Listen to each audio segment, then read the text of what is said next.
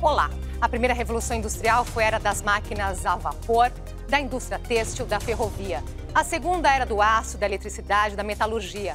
A terceira foi marcada pelo uso da tecnologia em todas as etapas da produção. Vieram o computador, o celular, a internet, a biotecnologia. A quarta revolução industrial é a era da convergência das tecnologias digitais, físicas e biológicas. Uma revolução que já começa a mudar a forma como a gente vive, trabalha e se relaciona. São os tablets que registram os pedidos dos clientes neste restaurante mexicano em São Paulo. A gente trabalha com um garçom para cada 20 pessoas. Tá? Com o advento do tablet, esse um garçom ele pode ser otimizado até para já umas 30 pessoas. Um levantamento mostrou que casos como este serão cada vez mais comuns no mercado de trabalho. Até 2030, os robôs vão substituir 64% da condução de máquinas e alguns meios de transporte, como carros e barcos. 54% das ocupações de escritório que envolvem organização e agenda, como preparativos para viagens. Metade das vagas de trabalhadores não qualificados, que englobam de zeladores a empregados domésticos. E 50% das ocupações na indústria, como soldadores, mecânicos e operários.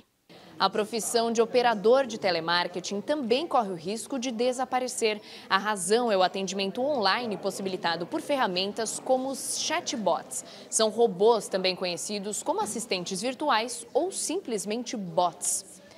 A inteligência artificial está transformando a forma como as empresas se comunicam com seus clientes.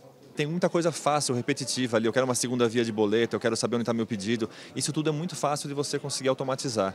E para o consumidor também, se ele consegue resolver rápido a demanda dele, ninguém gosta de ficar pendurado ali no telefone, esperando aquela musiquinha, tudo. A Amazon, gigante da tecnologia americana, construiu um robô com foco em segurança. Ele vigia, grava vídeos, tira fotos e reproduz a fala do controlador, que pode estar em qualquer lugar do mundo. Quem é você? Quem é você? Você gostaria de falar com quem? Mas o cenário da quarta revolução industrial também pode trazer oportunidades, segundo esse especialista em tecnologia. Dentro de um robô eu tenho a parte mecânica, dentro de um robô eu tenho o software. Então são várias áreas que necessitam de profissionais para criar esses robôs, desenvolver esses robôs e até ensinar esses robôs. Hoje a gente recebe o publicitário, especialista em tendências e inovação, Luiz Rasquilha, da Inova Consulting, e a consultora de empresas, Fátima Mota, professora de gestão de pessoas da SPM. E você também pode participar dessa nossa conversa com as suas perguntas e comentários pelo Facebook, também pelo Twitter, usando a hashtag Panorama TV Cultura. Fátima, Luiz, obrigada pela presença hoje aqui com a gente. Boa tarde. Começar então com uma sinopse, vai, para quem for estudar o que está acontecendo hoje para frente, num livro, não é? O que é a quarta revolução industrial? É uma evolução da humanidade muito influenciada pelo poder da tecnologia e da conectividade. Muitas vezes a gente fala do mito da tecnologia, só tecnologia. Não, é conexão. A quarta revolução industrial pressupõe as pessoas estarem mais conectadas entre si pessoas e com as máquinas também. Então é uma mudança profunda que está acontecendo. Muito rápida, não é? Rápida. Fátima. E eu acho que, acima de tudo, é entender que a mudança não é mais aquela história que ela termina, ela fica o tempo todo. E isso gera uma certa angústia nas pessoas, porque a sensação é, mas não vai parar? Não, não vai parar. Não vai parar. Cada vez mais nós vamos ter mudanças e cada vez mais nós vamos precisar ficar conectados, mas, acima de tudo, é um momento onde o propósito, os valores precisam estar muito firmes nas pessoas, senão elas se perdem e aí se perdem nessa loucura, porque é tudo junto e misturado acontecendo ao mesmo tempo. Então, é a conexão, é a tecnologia, tudo junto e misturado, onde é que eu fico? Então, eu acho que tem esse movimento aí duplo. É isso que ela tem de diferente em relação às anteriores, né? Estamos falando de uma quarta, então, porque existiu uma primeira, uma segunda e uma terceira, não é? A gente sempre fala que revolução, a própria palavra é forte, não é? Pressupõe uma mudança de um conjunto de variáveis e regras e verdades absolutas. E talvez esta revolução seja a primeira vez na história de todas que, de fato, é uma revolução profunda, como a Fátima falou, na questão até dos valores. Porque se a gente pensar, é a primeira vez na história da humanidade, por exemplo, que um cliente sabe mais de um produto que o vendedor que está vendendo.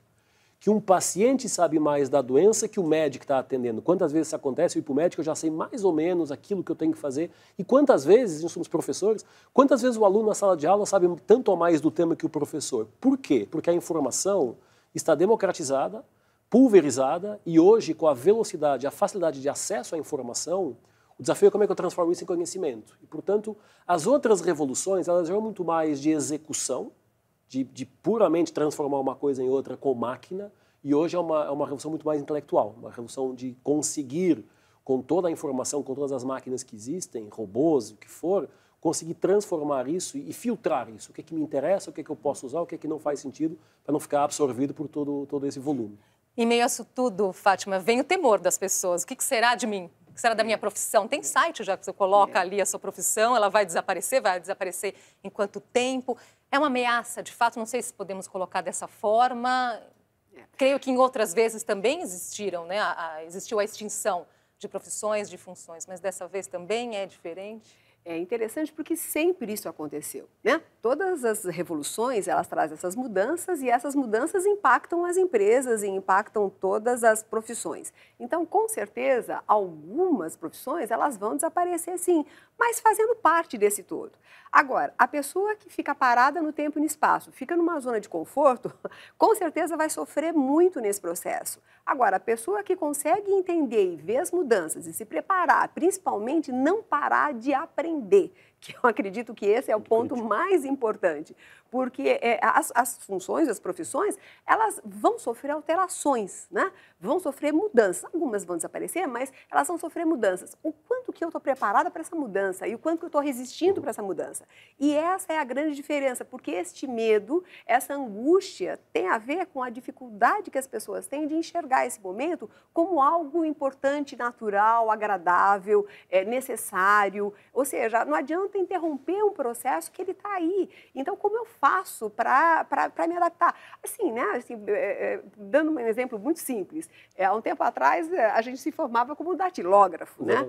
E assim, um líder jamais ia datilografar alguma coisa porque era absolutamente impensável. Eu fico pensando que talvez, não sei se é isso que vocês vão me dizer, mas com o aumento de expectativa de vida também, nós temos todas as gerações aí. Então, temos aquela que justamente se formava como datilógrafo, o outro que estava no meio termo ali, nasceu na era da internet, e quem não sabe o que é o mundo sem a internet, não é? A transformação. Eu falo que, eu sempre dou nas minhas aulas, dou como exemplo, eu entreguei meu TCC na faculdade em 4 disquetes de 1.44 mega, porque não cabia numa só. Hoje, a minha sobrinha mais velha acha que isso é tema de museu. O que é uma disquete de 1.44 mega?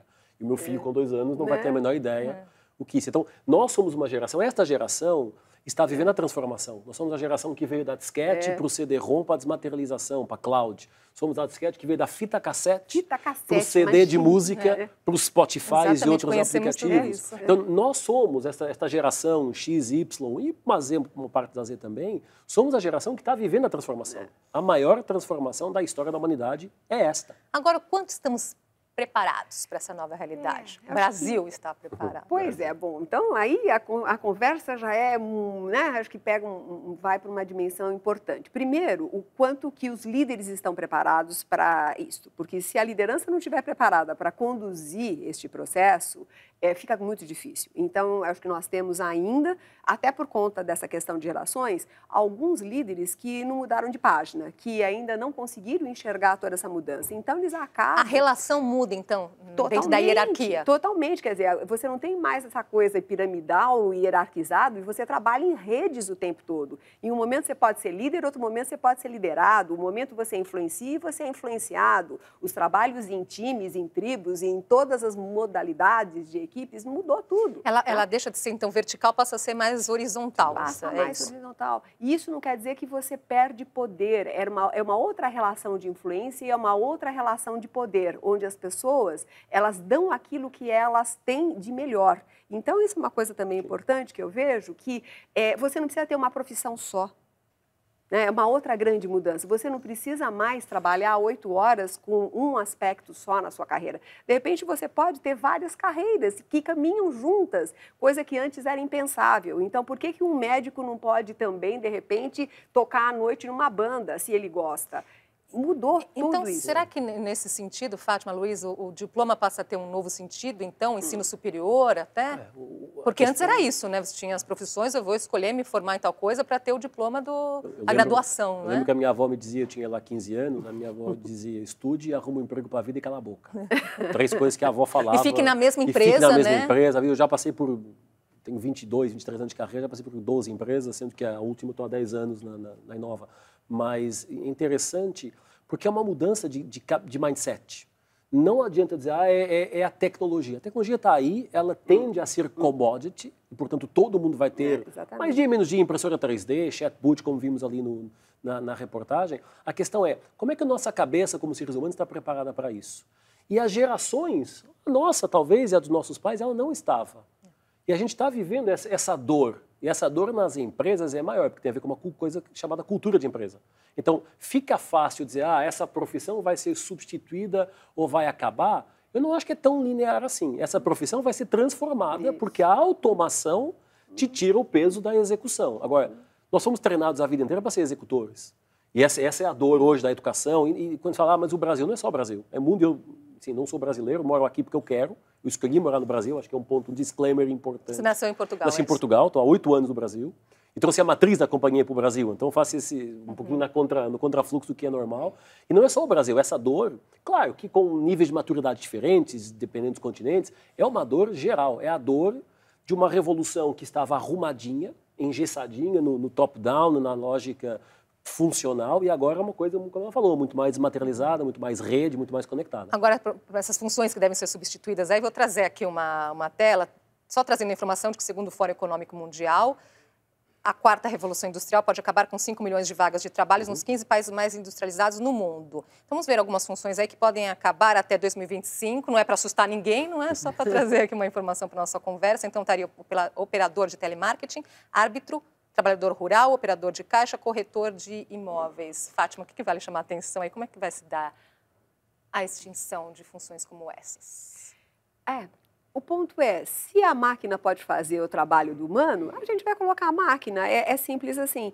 O que pode ser extremamente interessante, porque aí o humano fica com aquilo que é do humano. E porque também tem algumas funções que são horríveis. Você fica repetindo a mesma coisa, fica lendo uma telinha, as pessoas se arrebentam, se cansam emocionalmente e mentalmente, inclusive, porque não tem o que contribuir. Na realidade, quando você coloca o homem fazendo aquilo que ele tem de seu melhor, ele vai pensar, ele vai para a estratégia, ele vai para a criatividade. Agora, aí volta aquilo que a gente falou antes da questão da educação. Se nós não tivermos uma educação preparada para isso, aí as pessoas ficam com dificuldade de contribuir com aquilo que podem contribuir. Porque eu acho que o ponto fundamental é assim, o homem pode contribuir com muito mais do que ele contribui. As pessoas são muito pouco utilizadas. E talvez, deixando a máquina fazer o que a máquina tem que fazer, com certeza nós vamos poder ter um aproveitamento muito maior das pessoas. Olha só nossa enquete que já está lá no Twitter. Você acha que sua profissão corre o risco de acabar? Sim ou não? As pessoas já estão aqui participando, porque a enquete já estava lá no Twitter, e o Erlon Feliciano ele diz o seguinte: não, pois eu não consigo visualizar um robô cortar cabelo das meninas, mulheres, não vejo um robô fazendo mechas, escovas, coloração, enfim, tem coisas que eu não consigo ver. Eventualmente o robô pode dar o primeiro corte mais operacional e o profissional dar o toque criativo. O ponto é, não há uma substituição, nós temos que saber a complementaridade. Nós defendemos muito humano e tecnológico. Tecnologia sozinha não faz nada, aliás, tecnologia mal implementada numa empresa só acelera o erro, e o humano sozinho não tem como sobreviver neste território de automação e tecnologia. Então a gente tem que saber, por exemplo, nesse caso, coloca lá o robô para dar a lavada no cabelo, dar o corte principal e deixa o artista, a criatividade, dar a arrumação final. Usar a nosso favor, não é? Não para também nos atrapalhar nesse sentido. Nós não somos máquinas, nós somos pessoas. E a nossa ferramenta cérebro faz muito mais e é muito mais valiosa do que apenas servir para executar. E por falar, né, nós não somos máquinas, uma outra questão é que nós estamos vendo já acontecer aí nessa questão da tecnologia. O WhatsApp é só um exemplo. Então, estamos disponíveis o tempo todo no mercado de trabalho e tem essa questão do imediatismo, então eu quero uma resposta rápida e se vai perceber, as pessoas estão aí buscando soluções e mandando mensagens de trabalho 11, meia-noite, 1h da manhã. Então, nós temos que também colocar limite nisso. Ou então, vai surgir aí a era da ansiedade, não?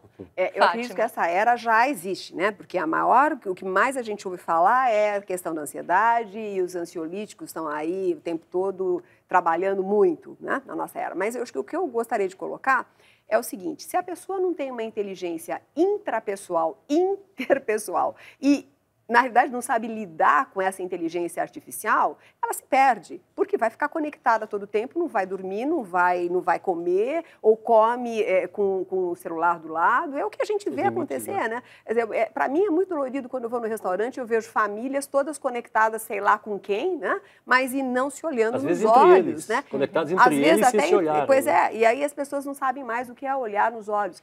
Eu trabalho muito essa questão, inclusive faço absoluta questão dos alunos se olharem nos olhos e fazerem exercícios para resgatar isso. Porque se a gente não tiver um equilíbrio, o que pode acontecer é que a gente vai se perder mesmo. E aí não vamos utilizar a tecnologia de uma forma positiva. Mas, de novo, a questão toda, como o Luiz trouxe, é uma questão de padrão mental. Como que eu estou me preparando? Qual é o meu padrão em relação a isso? Como eu estou lidando com essa questão? Então, que limites que eu dou para a própria tecnologia? Quais são as relações que eu preciso ter cara a cara e não através do WhatsApp? Então, são novas habilidades que devem ser desenvolvidas aí, não é? Aliás, novas competências. Novas competências. O World Economic Forum, você falou do Fórum Econômico Mundial, lista as 3 principais. Capacidade de resolver problemas complexos, pensamento crítico e criatividade. 3 coisas que as escolas estão com terrível dificuldade em conseguir ensinar, que as empresas durante décadas tiraram da equação. Exato. E que agora é aquilo que é mais importante para uma pessoa entender o contexto. A gente acha que o mundo está mudando, e a grande mudança começou há 10 anos atrás, quando chegou às nossas vidas os smartphones, e eles mudaram radicalmente. Nós não vimos nada ainda. Estamos a 2% do que vem pela frente. É verdade. E, portanto, a gente se conscientiza em primeiro lugar disso. E entende que é quase o hashtag aceita que dói menos, porque não vale a pena parar, querer rejeitar essa transformação. Como é que a gente se posiciona como seres humanos num mundo digitalizado? É esse equilíbrio que é importante ter. Fazer uma pausinha aqui nessa conversa e a gente volta já.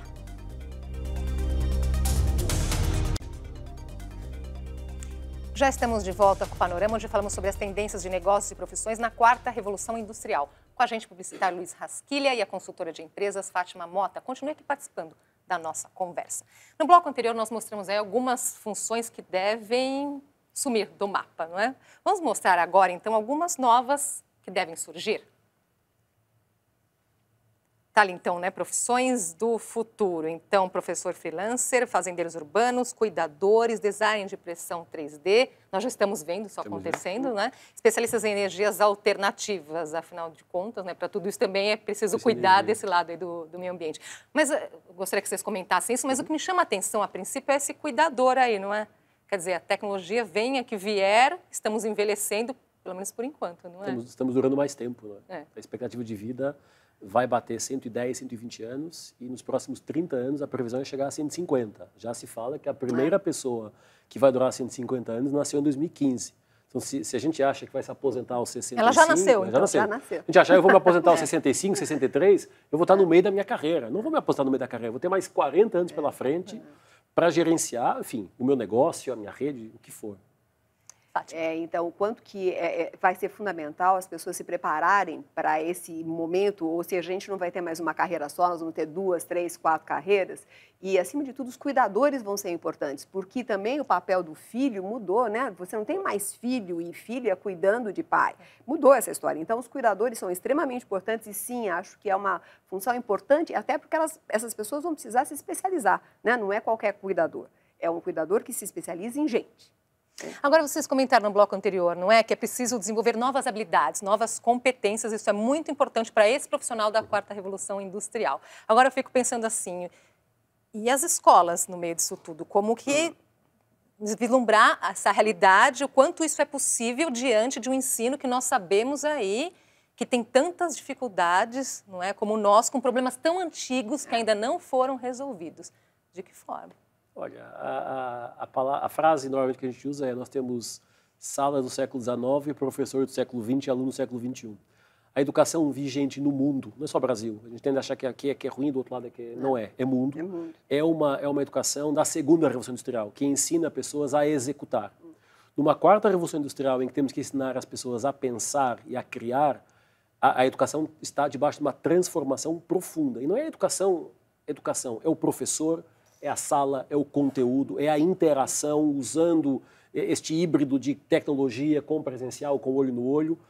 E a educação talvez seja das profissões dos negócios de maior transformação nos próximos anos, de validade do conhecimento. O conhecimento tem validade, vence, como qualquer outra coisa, nós desatualizamos muito rapidamente. Esse é talvez, na minha opinião, até como professor, o maior desafio que a gente tem pela frente, preparar a educação de base, até o superior, o que for, para o que está acontecendo. O que dá medo é justamente isso, né? A escola do século XIX e esse aluno que está indo para frente, essa distância que parece que está conectado. Chega conectado na aula e já traz a informação, e já compartilha, e faz no grupo de WhatsApp ou do que for, essa informação rolar. Por isso que o professor precisa estar muito conectado com tudo isso e precisa entender que ele vai ter que aprender a todo momento, que ele não ensina mais, mas ele ensina e aprende ao mesmo tempo. As salas precisam ser modificadas, ou seja, tudo está mudando, né?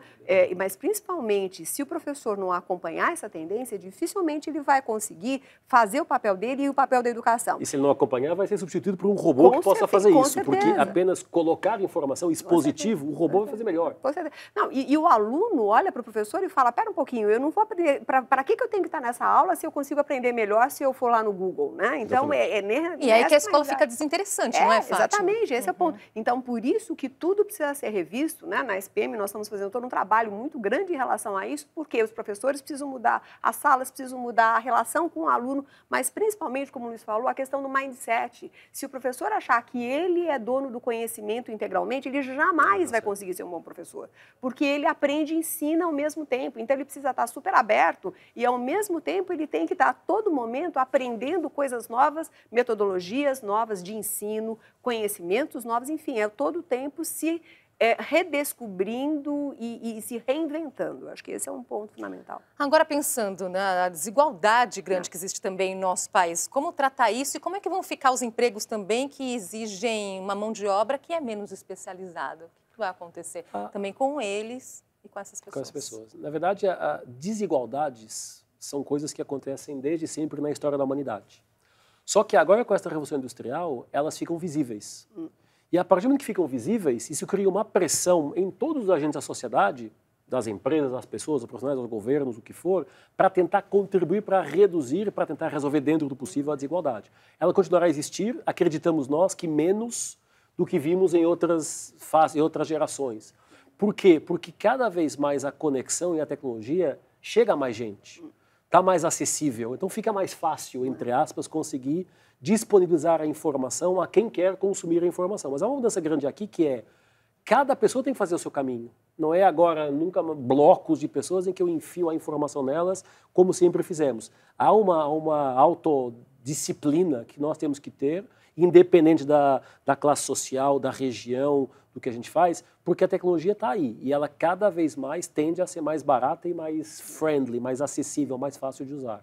Ou seja, eu acho sim que, de certa forma, nós temos menos diferenças hoje, até por conta disso, da viabilidade, mas tem uma coisa que eu queria colocar, queria até ver o que vocês pensam, mas para mim é muito importante. Nós estamos evoluindo muito em termos de tecnologia, mas não estamos fazendo grandes coisas conosco, né, com o ser humano. Então, nunca se viu tantos casos de suicídio, tantos jovens que não sabem o que querem fazer, como fazer, porque se investe muito por um lado e nós estamos ficando muito externos e cada vez mais externos e muito pouco interno. Então, como é que são as minhas emoções? Como é que eu lido com a minha inteligência emocional, que eu acho que é uma grande habilidade? Não a inteligência emocional que todo mundo fala, não, mas é como é que eu lido com a minha emoção, com o meu pensamento? Como é que eu defino quais são as minhas prioridades? O que de fato eu gosto, sabe? Então, assim, qual é o meu propósito de vida? Qual é a minha missão de vida? Quais são algumas questões que são fundamentais? Porque senão a gente vê um aparato imenso de tecnologia acontecendo e as pessoas perdidas,